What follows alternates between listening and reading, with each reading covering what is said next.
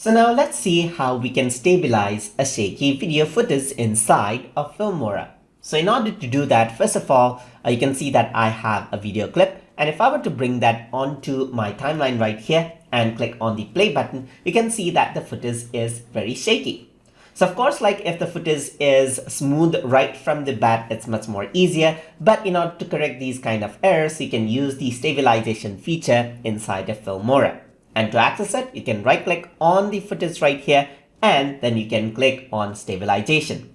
Once you do that, the stabilization is actually detecting the shakiness of the video. So once it completes the analyzation process, you'll be able to notice that the video is much more smoother. So it crops out the edges so that it can hide the shakiness right there. So if I were to press the play button right here, you can see that the shakiness is still there, but is a lot better than before. As you can see right here, it's much more smoother.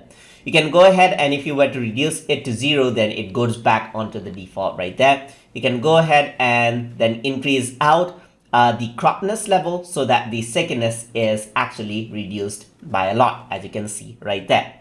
So other option you have is different ways, like there's edge processing, like reflect. If we were to press none, then it just applies no effect onto this. You can also go around over here onto tile. That is just a different algorithm it uses to reduce the shakiness. So you can just choose out the one which works the best for you. There's extend and so forth. You don't see much differences right here, but you can see that this is how it looks. You can see that it is much more better than what we started off with. So the starting footage was very shaky, but as we applied the stabilization, you can see that the video is much more smoother. And that is how we can stabilize shaky video footages inside of Filmora. So if you guys learned something as always, and as always, please like, comment, share, and subscribe.